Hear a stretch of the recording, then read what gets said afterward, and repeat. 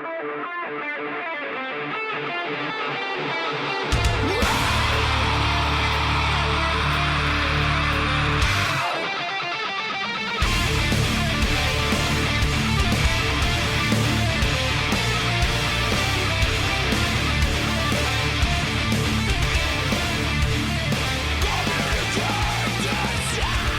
right, here we go. Today is March 27th, 2018, and this is episode 214 of the Defensive Security Podcast. My name is Jerry Bell, and joining me tonight, as always, is the one and only Mr. Andrew Callett.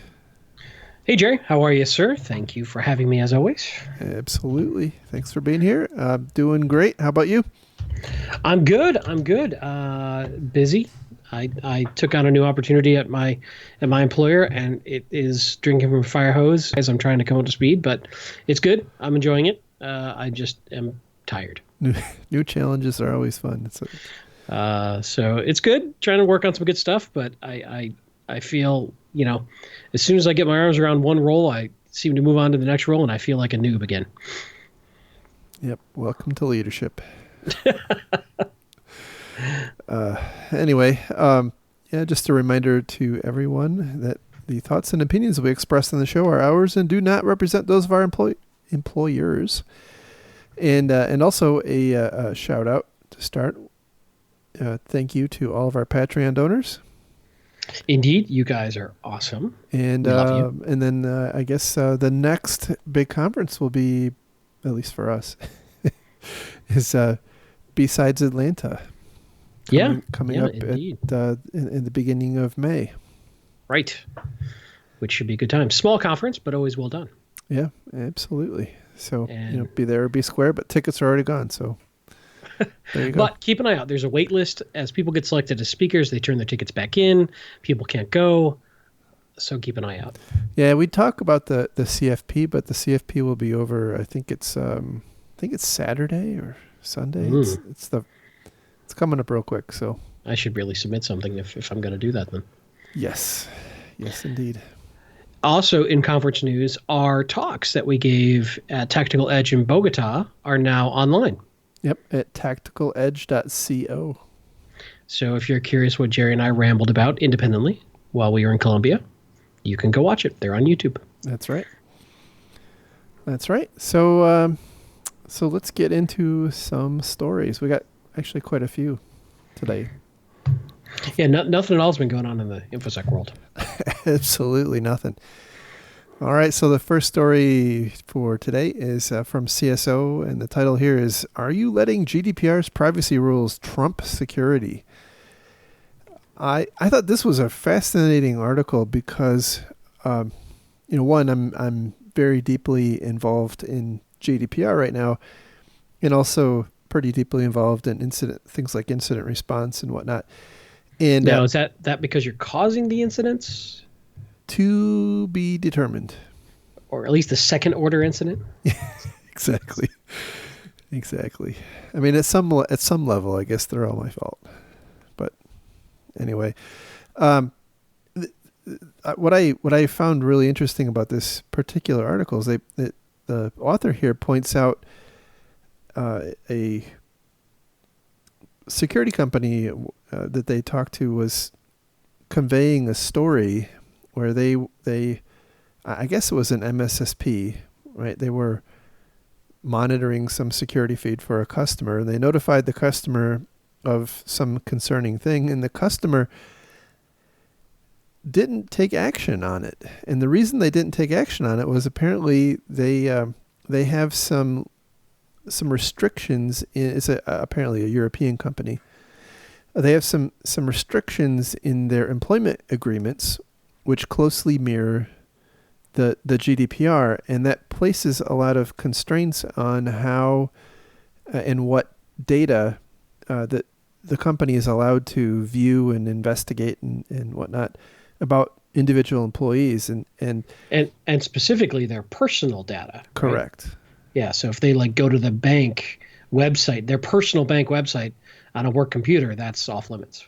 Correct. And so that creates what are hopefully pretty obvious challenges for a security team. And the real focus of the article here is that you're pitting two things against each other, because on the one hand, you're obligated. So in the case they talked about, the company is obligated to investigate, and if there is a data breach, the GDPR isn't in effect yet, but if we were to fast forward in time, the company would be obligated to investigate the suspected breach, and then if it turns out to be a real breach, they would be obligated to respond or to report that to their data protection authority within 72 hours.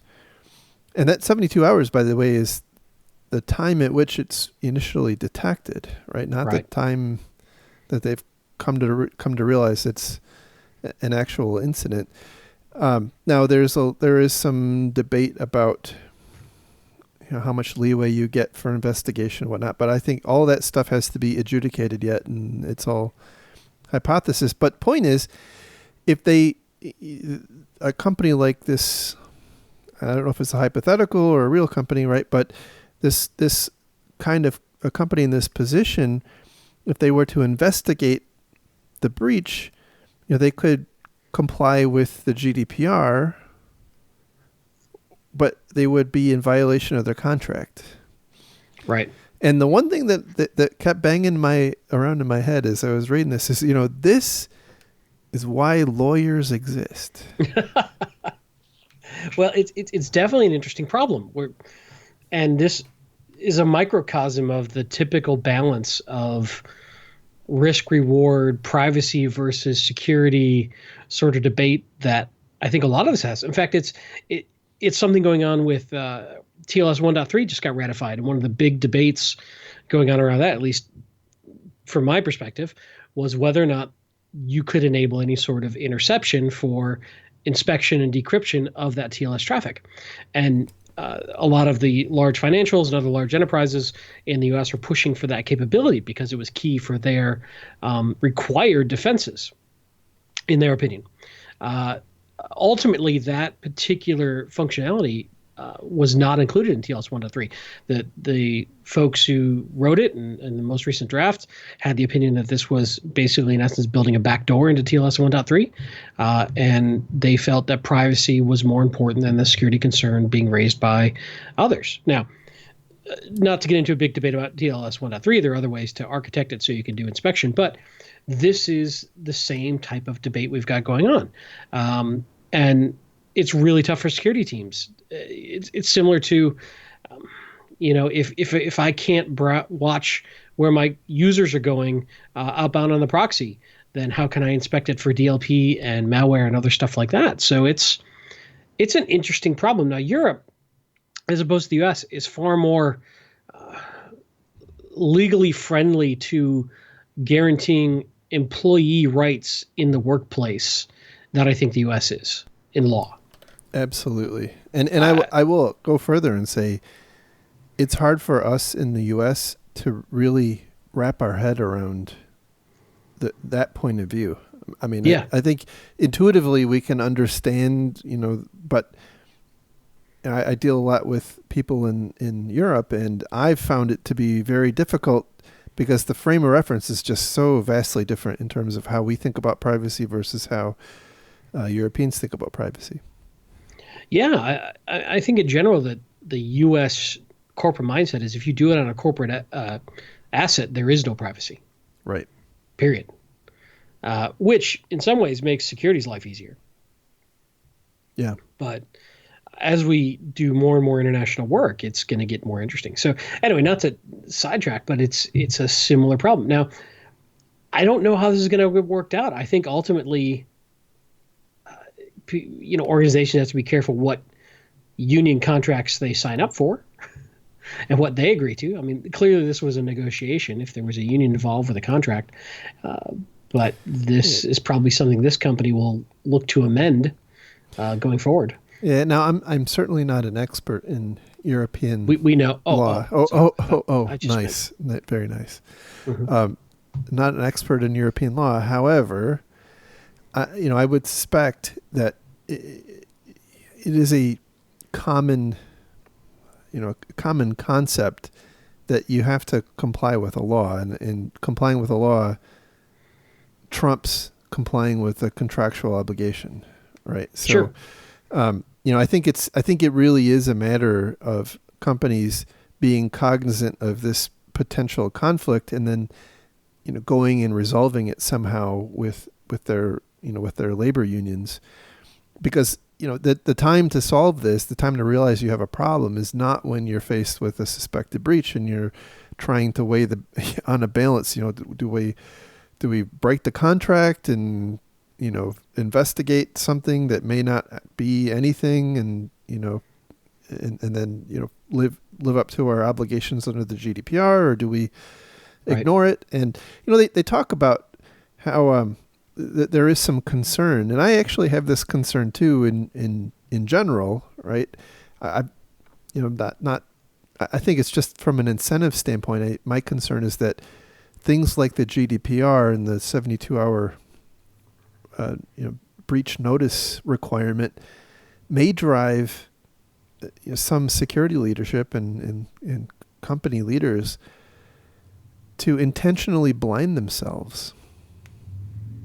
Sure. If I don't know, I don't report. Right.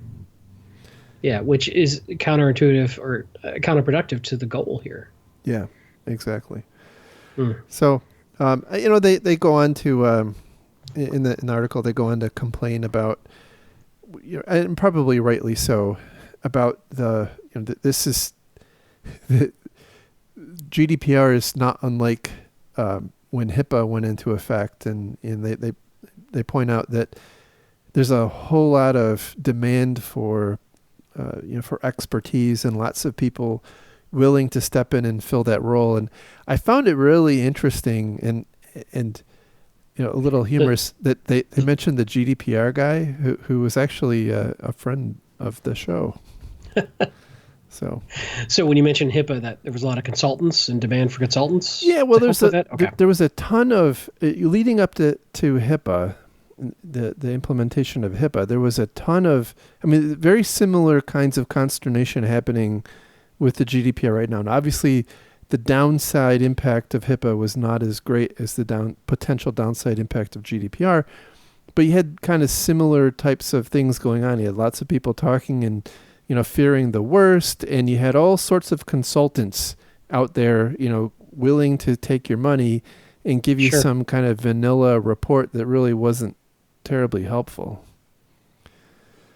They do in the article here, they point out a couple of things that you should do, like, the 6 best practices: keep calm and carry on. Well, I guess that's better than like stopping and shutting down business. Getting consent to access their PI. Now, I will say, again, I'm not a lawyer. However, I work very closely with many. This is a very problematic one in GDPR, because consent is a really key concept in the GDPR. So you have to willingly give consent, but at the same time, there is this notion in the GDPR that an employer can't reasonably request consent from an employee because of the nature of the relationship. So, because the employer is in a position of power over the employee. Exactly. So denial of the consent could have a negative impact on. Right. So interesting. So it's that's a really complicated dynamic, and I will admit I don't fully understand the how that is handled, but I am quite sure that there is a way.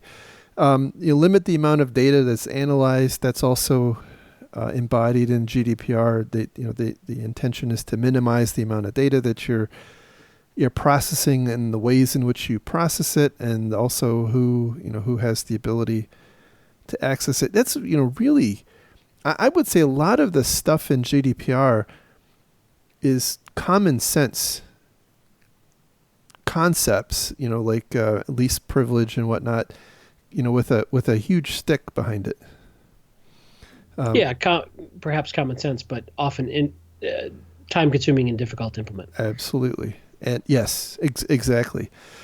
Create and communicate clear policies, hire qualified outside help, and then get a general data protection officer. I thought that was interesting because that's actually a requirement, explicit requirement in the GDPR. You actually have to have a data protection officer. So, yeah, I don't know much about that. I should learn more about that. So I say this out of complete ignorance. But, whenever I've seen something like you must have an officer, it's like, hey, Bob, we know you're an executive admin for the CEO, but you're now also the data protection officer. Yeah, they actually do. They take a swipe at trying to avoid that by, I don't remember exactly how they phrase it in the law, but they, it has to be somebody of a certain stature in the organization, yep. and it also it can't. I forget all the requirements, but there can't be conflicts of duty with other, some other roles. But anyway, sure.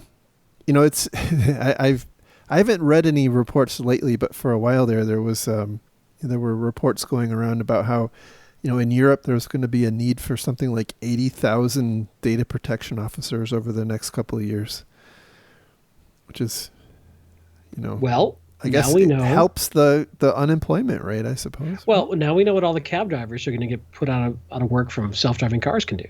Oh, hey, you are a thought leader. I'm something. I don't know about that, but I'm something. All right, so moving on to our next story. This one also comes from a CSO, and the title is SamSam Group deletes Atlanta's contact portal after the address goes public. And we have to give a little bit of background because that might not be real intuitive. There, Atlanta, which is where both Andy and I reside, actually the lovely outskirts of Atlanta. Last week, I think it was Thursday, suffered a pretty debilitating ransomware attack that kind of shut everything down. And as far as I know, is actually still down.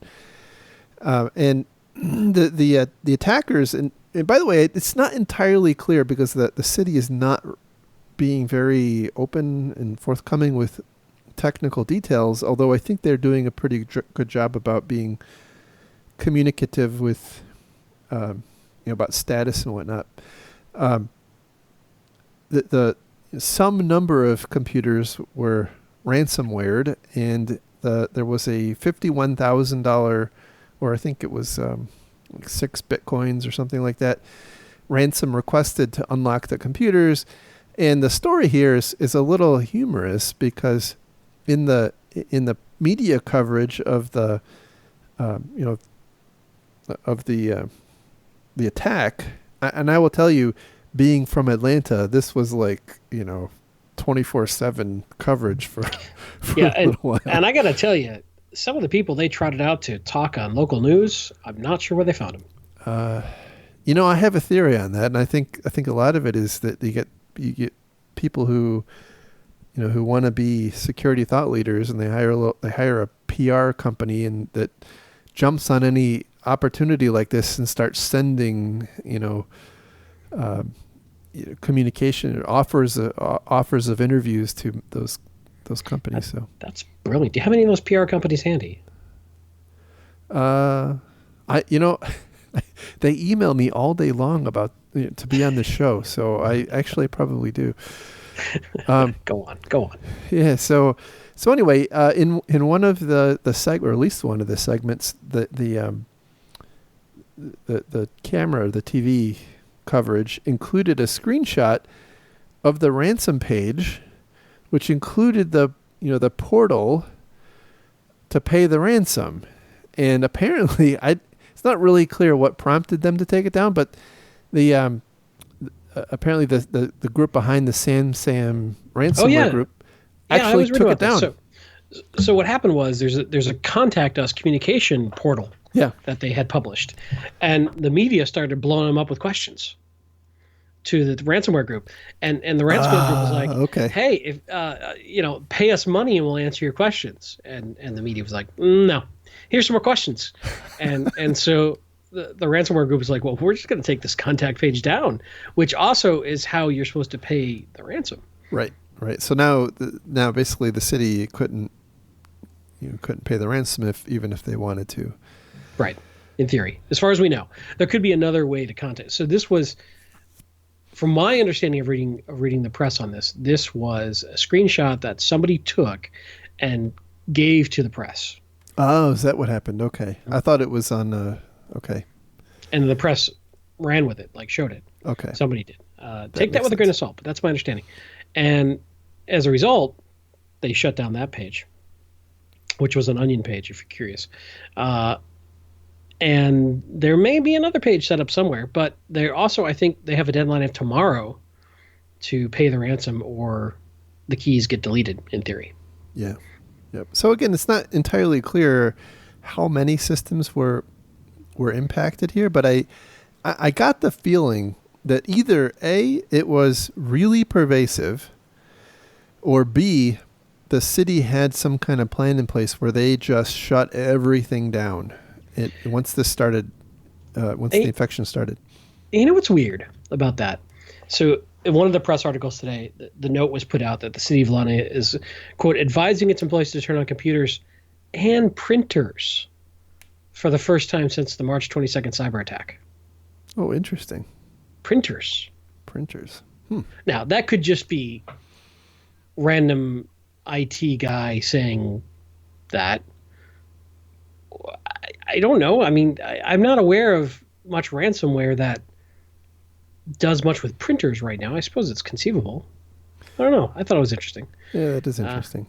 The other thing that so the Atlanta airport is run by the city of Atlanta. It, like many major airports, has free airport Wi-Fi. So as part of this, they shut down the free airport Wi-Fi, quote, as a precaution, unquote. Yeah. I'm trying to figure out how all that's connected together, and how these are interrelated. That one would need to be shut down. I don't know. See, my theory is, and this is something we've talked about a lot, and we can armchair quarterback their response plan, but I have a feeling they developed a response plan that goes something like this. If you see ransomware outbreak, you shut everything down immediately, and I mean everything. Sure. And I think that's what happened. That seems to be the case. And maybe that's a viable plan. Yeah. Especially with self-spreading worms. Right. Which is a redundant phrase, but you know what I mean. It seems like as far as I can tell, right, things aren't falling apart in the city of Atlanta, well, at least any more than they would have otherwise. People Right. are still getting paid, and they're having to do a manual payroll and whatnot. But it sounds like they have a plan, and allegedly they also have backups. So it's a matter of restoring. I suspect they also want to restore. Apparently, the FBI and the local Georgia, what we call the GBI, because we have to here in Georgia we have to copy the federal government. Because even though we hate the federal government, we have to be like them. So now, to be fair, Georgia was one of the 13 original colonies, so wouldn't the federal government be copying us? I think So in it's other news- I think it's a matter of timing. Yes. I also saw in the press that SecureWorks, which is now owned by Dell, was engaged as a local company to help. Which makes sense. They were owned by Dell, but I thought they got sold recently. Oh, you might be right. Yeah. It's tough to keep up. Yeah. You might be right. Yeah. They might have spun back off. Anyway, they Toys that R makes Us sense. I don't know. Anyway, that's a whole other thing. I'm trying to make a point here. Carry on. I'm trying. I'm done. Go ahead. Educate our valued listeners. I respect our listeners' time enough to share valuable information. Do. And you're just making grandpa jokes. You're not even making dad jokes. Do. You done? Anyway, so SecureWorks is a local Atlanta company, so it makes sense that City of Atlanta would reach out to a local company. Yeah. You know, Absolutely. keep the kickbacks. I mean, keep the money flowing locally. Yes. So now, as I understand it, one of the main way that SamSam has propagated is through unsecured RDP connections. Now, there is absolutely no public information that I've seen about how this outbreak happened, but apparently the MO of this particular threat actor is infections through either open or weakly secured RDP servers. So, which would make sense why you would want to shut everything down right away. Yeah, because especially if you don't know where the point of entry is, I guess. So the other thing of note is that a friend of the show and a friend of ours, Professor Andy Green of KSU, also got involved in this little project and gets mentioned in some of the press articles. Yes. As being reached out to by some of the local media. So yes, shout out to him. Good guy. Yeah. Smart guy. All right. He doesn't work as much as I do. Just want to say that. Anyway. Moving on. Next story comes from Data Breach Today, and the title here is Expedia's Orbit suspects 880,000 payment cards stolen. You know, what struck me about this was the amount of time that has gone by since I last heard about a major credit card breach involving an online retailer. It's been quite some time. I can't remember one in recent history, at least a large one. I mean, I think small ones happen all the time. But so the story here is that Orbitz, which was recently acquired by Expedia, apparently had some legacy system compromised in some unknown way. And apparently the attackers would have had access to 880,000 payment cards. But wait, there's more, right? Not just payment card information, but also, the other kind of information that you might leave if you were booking, an airplane ticket, such as your name, your birth date, your phone number, your email address, your mailing address, gender. I'm guessing passport numbers, KTN. They don't say passport numbers and KTNs, but I bet you that stuff's there too. Aisle or window preference. Yeah. What kind of food preference you have? Right. Yes. Do you like vegetarian or not? Kosher. Yeah. Right. Think about all that. Allergies. Right. Peanut allergies. That's true. This opens up a whole new venue for attack. So, they again, there's not a lot of details yet, but they do point out that this apparently was a quote legacy system, and the article goes on to point out the long history of breaches that apparently involve legacy systems that were not properly maintained, and in particular, that's a big problem when you acquire companies, and I've seen this throughout my career a lot. When you acquire a company and they have their own business systems, you have your business systems. Usually, you buy them because they're an augment to your business, and things don't transition on day one. Sometimes it takes many years. But one truism that I've seen happen like always is investment in the acquired company's IT systems ceases almost immediately. Yeah, much less staff turnover, attrition. Yeah, it can get ugly in a hurry. I've seen the same thing. So it doesn't have to be that way. There are ways to do M&A with tech that isn't that bad, but yeah, it's The other thing I thought interesting was, so a couple of quotes from the article. The breach exposed customer data that it collected between January 1st, 2016 and December 22nd, 2017. The breach itself may have taken place from October 1st, 2017 through December 22nd, 2017. So something clearly happened on December 22nd, 2017. That may be when they found it. But I wonder how many companies have logs, detailed forensic logs that go back long enough for a long dwell intrusion. Let's say somebody came in January and they didn't find it till June.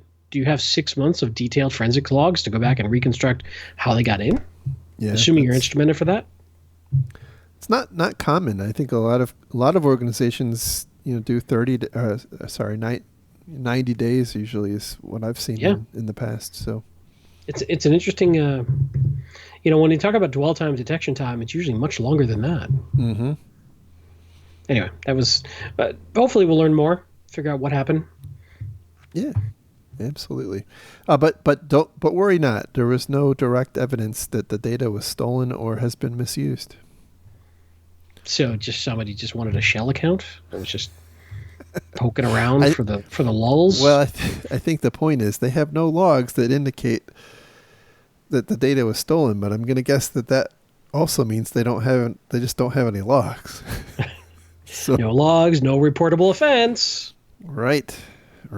So moving on to our next story, which also comes from Data Breach Today, and the title here is "Report Guccifer 2 Unmasked at Last." And this is a politically charged story, and I don't want to get into any of the politics, but I thought that this was interesting because it's kind of our attribution thing in reverse.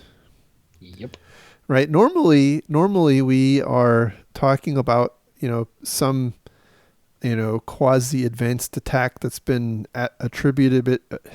Wow, that was a bad mispronunciation. Attributed to, some nation state, unknown nation state. But whereas in the case of the DNC hack, there was a lot of speculation that it was being, perpetrated by an individual or, whatever. And what's happened is over time, a bunch of different cyber security companies have gathered a lot of information about the threat actor, but then I guess they screwed up at some point and logged into. I think they were communicating with a social media site that they used to communicate with media companies. They forgot to turn on their VPN. And so the social media site had logs that showed the originating IP address was from, the GRU headquarters in Moscow, Russia. And, so that with all the other data kind of, puts together a story that says, well, unlike the other side where we often say, the attacks, these highly complex attacks don't have to be perpetrated by a nation state, kind of pedestrian style attacks don't, have to be perpetrated by pedestrian attackers. So, right. There's not necessarily a correlation or causality between difficulty of attack and nation state. Yeah, exactly. And so what if this mistake was intentional and the IP addressing was spoofed to make it look like the GR? Well, I wondered about that too. Like, we know that in the past the NSA, for instance, has not had the best of luck with securing their infrastructure. And what if China or North Korea or Iran or God forbid Luxembourg had and who was there was a I forget which country it was it Belgium who had compromised Kaspersky and was monitoring, and they saw evidence that of Russia doing stuff inside Kaspersky's networks. I forget. Right. Something like that. I forget which company it was, but or which country I should say. But it's not the same. It's not impossible, right? I mean, it's not impossible to think, but it's So as we learned from the Princess Bride, clearly I cannot choose the attribution of glass of wine in front of you. That's right. So yeah, it's so it's interesting. Now, the other thing I was thinking about, they don't talk about it in this article, but I swear I remember, and I went and looked this up to confirm, that so the Guccifer 2.0 guy went and hacked into a bunch of DNC, which is Democratic National Committee, which is the election committee for the Democratic Party in the U.S., and leaked a bunch of emails. Mm-hmm. And WikiLeaks was one of the organizations that they leaked through. And I remember Julian Assange, who is the leader of WikiLeaks, swearing up and down, left and right, that this wasn't a Russian. He knew exactly what it was, and it wasn't a Russian. And yet here we are. Yeah, but keep in mind, like if you are a nation state, if you are Russia, right, and it's not in you're running your operations through VPN infrastructure, that's probably 2 or 3 times removed, and sometimes apparently you forget to click the damn button. Right. But it's not entirely impossible to think that they would use some non-Russian intermediary to deliver the goods to WikiLeaks. I mean, Yeah. or hey, Julian Assange is not a great guy, and who and he lied. I don't know. Who knows? I'm not going to pass judgment on that. I don't know. He could have been fooled. He could have. I just remember that event. And yeah, you're right. I remember proving that likely wrong. I remember. So we don't know. I mean, it's entirely likely that he was fooled. So I think the takeaway, as I often say, is attribution is a very difficult game that often has very little impact on the in the trench defenders. Correct. Although in this case it may have broader political impacts, but from a defender's point of view, I'm not. Again, the tactics appear to be somewhat pedestrian. So. And speaking of pedestrian tactics, our next story comes from ZDNet, and the title here is DOJ indicts Iranian hackers for stealing data from 144 U.S. universities. Man, with an intro like that, a pedestrian tactics, I thought we were going to talk about your mom, but okay. She does walk. Now, come on. And tactically. Yeah. So, the Department of Justice has filed charges against a number of different Iranian people and against the the Islamic Revolutionary Guard Corps, who is, I guess effectively the military or a unit of the military in Iran. And it's a very long and somewhat at times dry, but also kind of interesting indictment. But there were really 3 different classes of victims here. One was the universities, and they seem to be the primary target. They apparently stole 31.5 terabytes of data from these universities, which that's a fair amount. lot of university porn. You got to believe there's a lot of something in there. I don't know what. But well, quick aside. Here's the interesting thing about universities. From my brief foray into working in university type networks, is they typically have 2 networks, right? They've got the student network, which is usually wide open, Wild West, raw internet. You're running naked kind of stuff. And then you have like the corporate-y side of a university environment. Right. So it's always interesting when I see this sort of thing. Where did these thefts come from? Right? Is it average student just happened to have his laptop plugged in and also got that hacked, or is it getting back into the corporate environments? And into the research environments. It's interesting to know kind of where this came from, and we don't have those details. But actually, we do. Oh, so in the indictment, they actually describe how the attacks went down. So the way it happened, well, at least so each of the different victims had a slightly different way they were attacked. The universities, what happened was something like 100,000 different university professors were targeted, right? So and it with spear phishing emails, and the spear phishing emails were crafted to come from some other professor from some other university asking the professor about some research that was on their website. And the victims very targeted. It was very, very targeted, and they used lookalike URLs. So when the victim professor clicked on the link, you saw the link, it was like, oh, well, that's my university. And so I click on it, and I have to log in.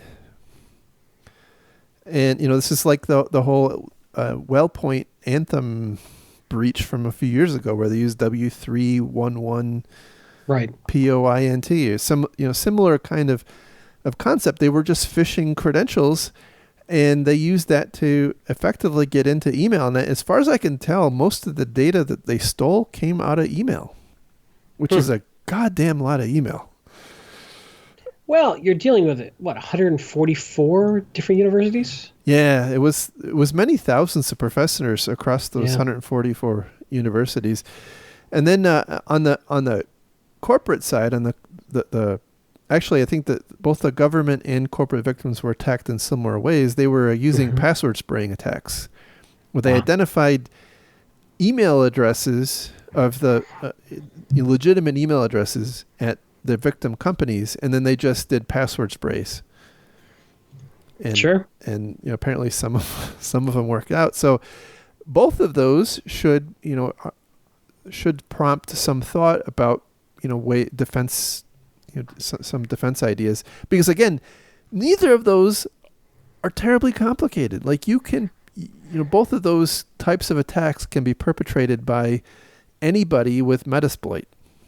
Yeah. The spear phishing stuff may take a little bit more work to do some research, but yeah, it's not that hard. Right. I mean, at the scale they did, it would be difficult to run, but this is not a complicated attack. No, it is interesting. So I do have one question for you. All right. So of those who were indicted, when is the trial going to start? I don't know. And are they going to be extradited? No, of course not, because they're in Iran. I don't. Yeah. Well, I mean, I get it. The DOJ's got to do what they got to do, but it sort of feels like it's as much of a public relations move as a criminal indictment.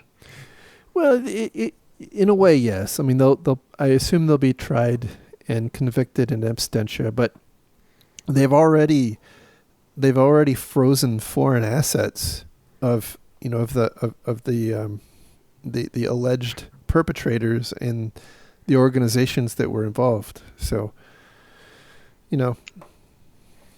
but you're right. I mean, it's highly unlikely that any of those people will see time in a U.S. prison. Right. So. It means they probably can't travel very easily and that sort of thing. But it's sort of a especially when you think about the U.S.'s reach into other countries. So, like if they were to go to a friendly country that's friendly to the U.S., then they would be at risk of being deported. So. Indeed. Anyway, or I shouldn't say deported, I should say extradited. So right. Our last story for today comes from Security Week. And this, actually, you just sent this to me today. I thought this was really cool. Again, from Security Week, title is The Top Vulnerabilities Exploited by Cyber Criminals. And this comes from a report that's published every year by Recorded Future, who is a threat intelligence company. And the purpose of this report is to talk about the top exploited vulnerabilities, or the top vulnerabilities that criminals talk about in underground forums, in terms of what are we going to put into our new exploit kit and whatnot. And what I thought was pretty interesting is, and this is probably not a big surprise, but shows a relatively important shift in the industry. In the past, almost all of the chatter was around Adobe type vulnerabilities and Flash and PDF Reader and blah blah blah, right? But this year, the top 3 vulnerabilities were all Microsoft Windows and Internet Explorer vulnerabilities, which is definitely sort of like a harkening back to the way it was 5, 6, 7, 8 years ago. Yes. When, and I mean, to give Microsoft credit, I think they've done a pretty good job in the last couple of years, but it's an interesting trend. It definitely is. Now there's some confounding factors in here, though.